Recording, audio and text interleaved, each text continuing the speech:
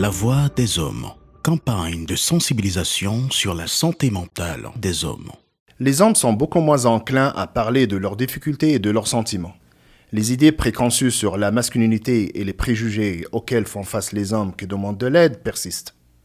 La pandémie a affecté la vie sociale, la santé mentale, les habitudes de vie et la réalité du travail des Québécois. Selon l'Institut de la statistique du Québec, 30% attribuent complètement les sentiments de détresse psychologique à la pandémie et 77% estiment que leur satisfaction à l'égard de leur vie sociale a baissé, tandis que 45% ont baissé la fréquence de leur activité physique. Pourquoi en est-il ainsi? Pourquoi si peu d'hommes consultent-ils une ressource ou un professionnel pour répondre ou résoudre leurs problèmes de santé mentale? La conjoncture en matière de santé mentale des hommes a atteint un point critique dans notre histoire. Les acteurs sont mobilisés pour répondre aux besoins d'un nombre croissant d'hommes qui souffrent de troubles de santé mentale. De son côté, Repère, en collaboration avec le Comité de santé et bien-être des hommes de Laval, lance une seconde expérience de podcast, La Voix des hommes, qui sera dédiée à la santé mentale des hommes. Grâce à cet outil, nous invitons des hommes à parler ouvertement et en toute confiance de leurs problèmes de santé mentale. Nous sommes convaincus que grâce à leurs témoignages, plusieurs hommes seront mieux informés et mieux orientés. Parlons santé mentale. Faisons la différence maintenant.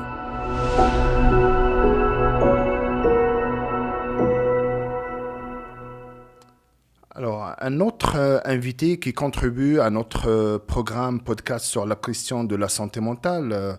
Bonjour et merci d'avoir accepté notre invitation. Bonjour, ça fait plaisir. Merci de m'avoir invité. C'est un plaisir. Pouvez-vous nous parler brièvement de votre défi avec l'enjeu de la santé mentale? Dans mon cas, c'est des enjeux au niveau de la dépression, gestion de l'anxiété. Donc, j'ai eu des épisodes de dépression qui sont allés jusqu'à dépression sévère, ainsi que des troubles d'anxiété là, qui commençaient à être envahissants. Oui. Tout ça, c'était situationnel, donc lié à l'environnement dans lequel je me trouvais à l'époque. Et ça dure depuis... vous voyez, là, je suis en arrêt de travail. En arrêt de travail. Là. À un moment donné, je pense pas retourner travailler tout de suite. Quoique là, ça va beaucoup mieux, fait que je commence à l'envisager, mais ça fait depuis 2015.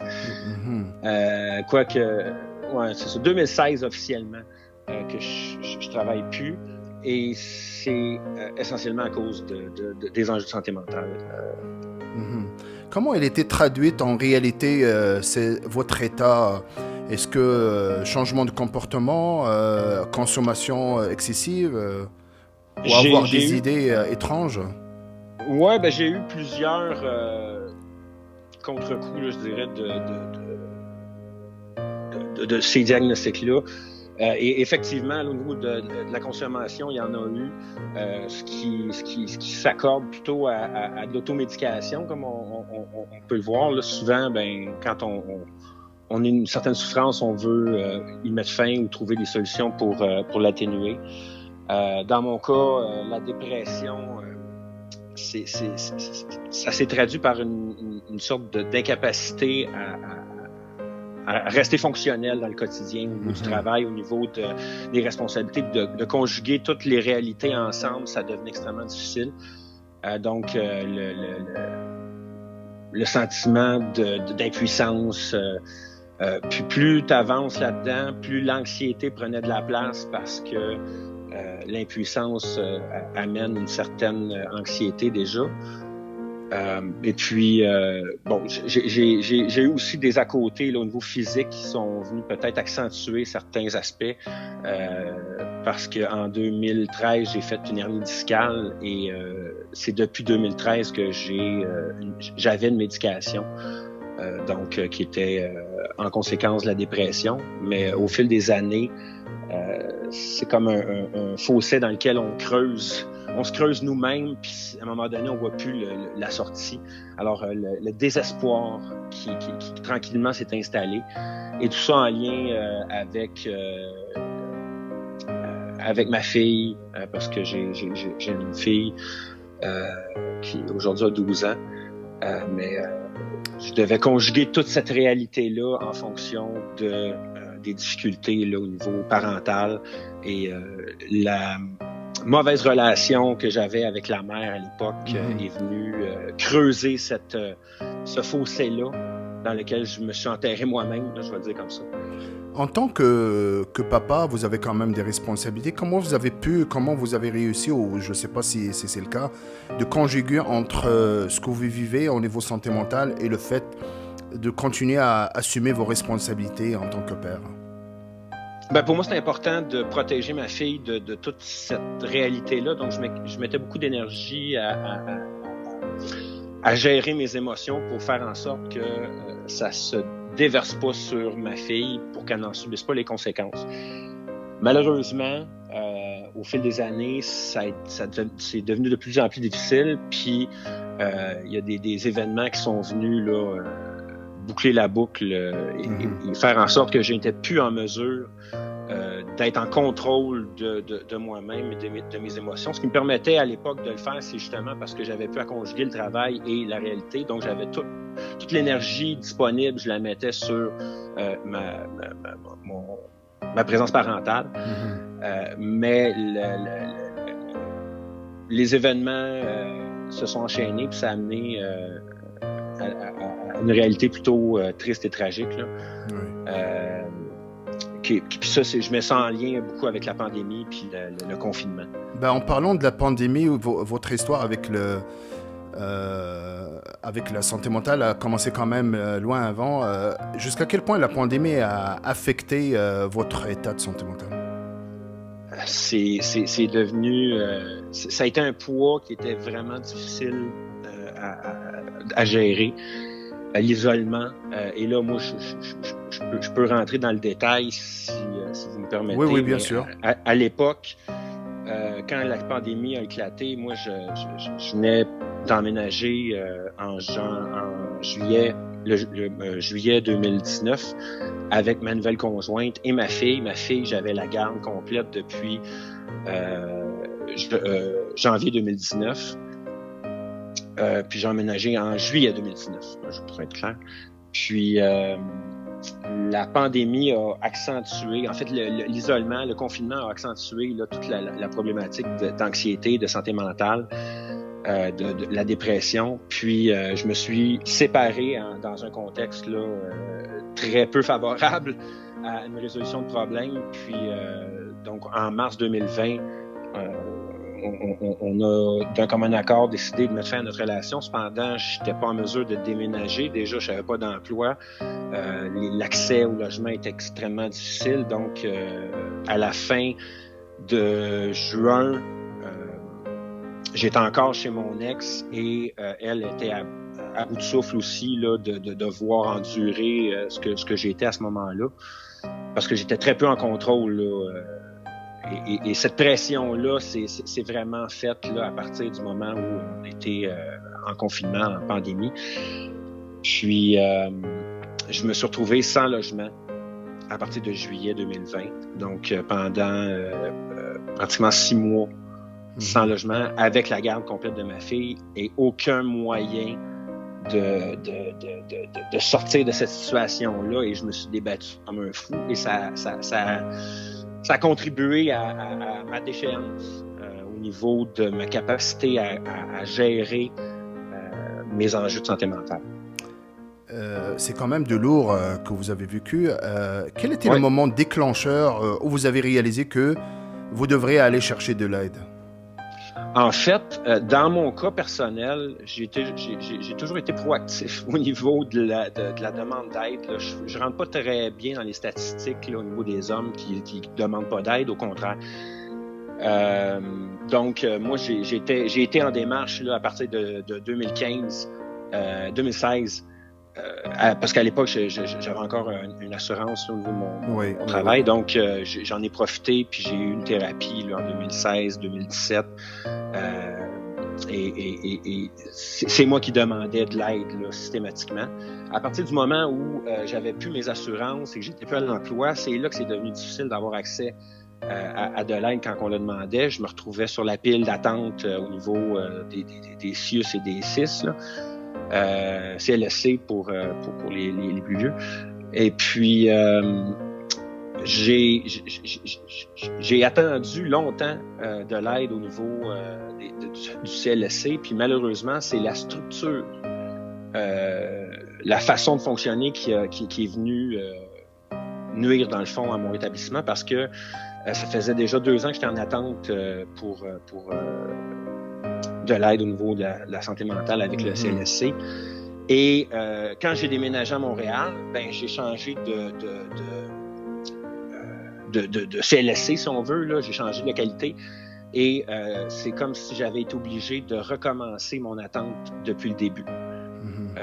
Fait que, tu sais, moi qui étais déjà dans un processus de demande d'aide, l'aide a retardé à cause du déménagement. Puis par la suite, c'est carrément la pandémie qui est venue nuire, parce que la santé mentale des Québécois en général, c'est détérioré, oui. C'est détérioré, et ça a augmenté la demande, et là, le gouvernement a décidé de remettre les pendules à zéro. Et là, moi qui étais en attente déjà depuis longtemps, on me remettait à zéro dans mon attente parce que il y avait d'autres gens qui avaient besoin. Et au final, je me suis retrouvé un peu sans aide, à part je dirais les départements de santé mentale d'urgence là, au niveau des CLSC, où là, tu avais un accès, mais qui était extrêmement limité dans le temps. Et ce qui venait nuire aussi à mes relations, ma façon de gérer toute la problématique, c'est en partie la façon que je me comportais dans mes interactions. Puis à un moment donné, j'ai trouvé un exemple qui expliquait bien un peu la façon qu'on a tendance à gérer des cas comme le mien à l'époque. C'est comme si c'est comme si je m'étais fait asperger d'essence, oui, et qu'on m'avait mis le feu. Okay? Et là, j'étais en feu. Et on peut s'imaginer là, toute la souffrance, la brûlure, et on peut s'imaginer facilement qu'on peut hurler de douleur à ce moment-là. Et c'est un peu l'état dans lequel je me trouvais quand je tentais d'obtenir de l'aide, c'est-à-dire je criais ma douleur. Et la façon d'intervenir après ça, c'était monsieur, calmez-vous, parce que on pourra pas vous aider si vous vous calmez pas. Mais dans un contexte où t'as le feu après, t'as le corps en feu, c'est comme si tu demandais au pompier de t'éteindre, puis que le pompier disait non, calme-toi, là, avant tout, faut que tu te calmes, t'arrêtes de crier si tu veux que je t'éteigne. Fait que ça, c'est la comparaison que j'ai fini par faire dans ce que j'ai vécu à l'époque. J'étais dans un grand besoin, j'avais une grande souffrance, et à travers cette souffrance-là, mon expression était pas bien adaptée à l'offre de service. Parce que quand tu es en colère et que tu exprimes ta colère et que tu cries ta souffrance, ça repousse, dans le fond, l'aide qu'on espère avoir. Et il y a un certain changement de mentalité là, qui s'est opéré, je pense, dans les dernières années à ce niveau-là, surtout au niveau des hommes, mais c'est quelque chose qui touche tout le monde, pas juste les hommes. La souffrance nous amène à parler ou à adopter des comportements qui sont loin de ce qu'on est réellement. Avez-vous essayé le soutien communautaire dans quel sens vous... Avez-vous sollicité des services des organismes communautaires? Vous avez parlé plus de CIS et CIUS.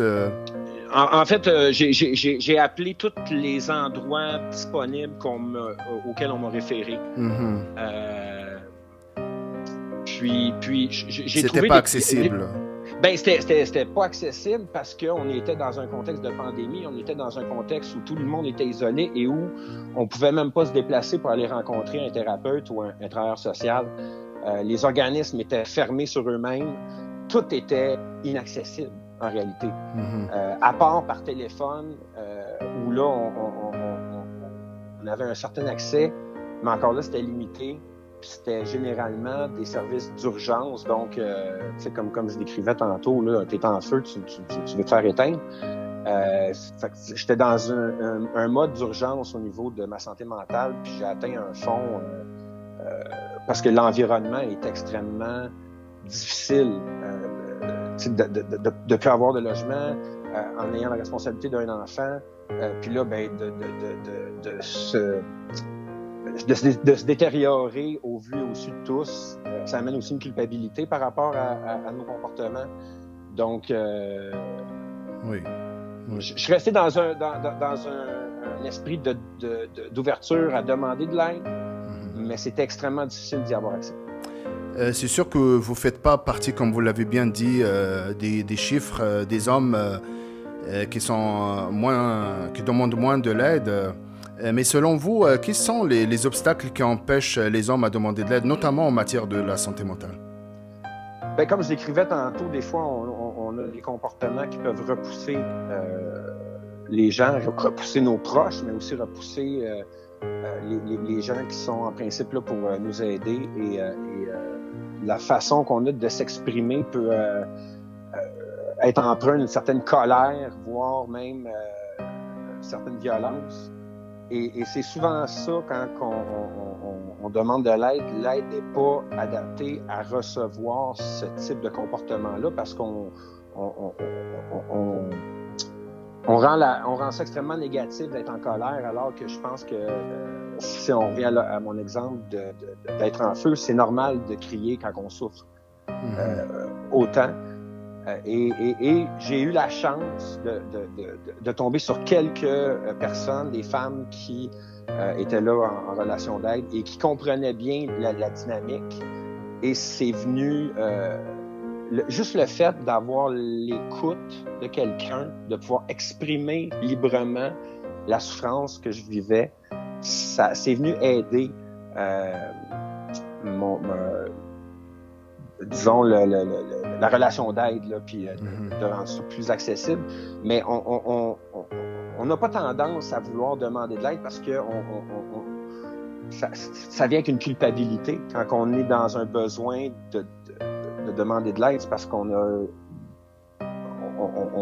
s'est détérioré dans notre santé mentale et après ça, on culpabilise. Donc, de demander de l'aide, c'est admettre admettre qu'on a eu on a fait une erreur peut-être ou qu'on a eu des mauvais comportements qui nécessitent d'être corrigés et c'est dans cette acceptation-là de nos propres gestes et de nos comportements qu'on se met nous-mêmes des barrières à demander de l'aide. Et quand on le fait, là après ça, c'est est-ce qu'il y a une ouverture au niveau de la réception au niveau des gens qui sont là pour offrir de l'aide. Et quand moi dans mon cas, je le fais systématiquement quand j'ai besoin d'aide, je le demande, mais je peux facilement imaginer quelqu'un qui a de la difficulté à demander de l'aide et qui le fait de manière maladroite peut-être, et là va être peut-être rejeté par la personne qui est là pour aider, mais qui finalement reçoit difficilement là, les comportements des hommes qui sont à bout de souffle.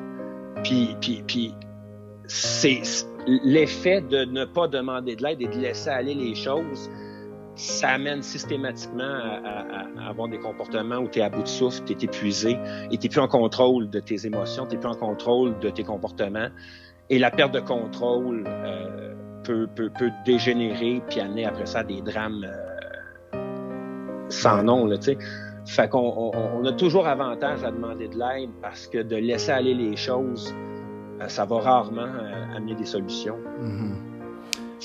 Écoutez, merci beaucoup pour votre témoignage, vraiment avec beaucoup de franchise, beaucoup d'ouverture. Vraiment, je tiens à vous remercier. Merci d'avoir accepté notre invitation et plaisir de vous accueillir dans une autre occasion. Je me rends disponible à ceux qui voudraient que je partage mon expérience. Puis ça me fait plaisir de pouvoir transmettre un peu là, comment moi j'ai vécu ça, puis ça peut aider quelqu'un. Moi, le conseil que je donnerais à tous ceux qui ont besoin d'aide et qui pensent avoir besoin d'aide, c'est de ne pas hésiter et de ne pas attendre à demander de l'aide, parce que attendre, c'est laisser les choses se détériorer, et laisser les choses se détériorer va nous amener à nulle part. À des difficultés encore plus grandes que ce qu'on vit au moment où on pense qu'on a besoin d'aide et qu'on ne demande pas d'aide. Donc, on a toujours avantage à demander de l'aide. Puis, en contrepartie, ceux qui sont en service de réception de relations d'aide, c'est d'avoir l'ouverture d'accepter que certains individus peuvent avoir des difficultés au point où c'est difficile de s'exprimer, mais une fois qu'on a réussi à entrer en contact avec quelqu'un en relation d'aide, le poids qu'on porte de notre souffrance et de nos difficultés au niveau de la santé mentale, ce poids-là va s'atténuer et on retrouve une certaine liberté de mouvement en ayant moins de poids sur les épaules. Puis là, on est dans une spirale ascendante au lieu d'être dans une spirale descendante. Merci infiniment et plaisir de vous accueillir une autre fois. Merci, puis merci pour ce que vous faites. C'est tout un plaisir. Merci, au plaisir. Au revoir. Au revoir.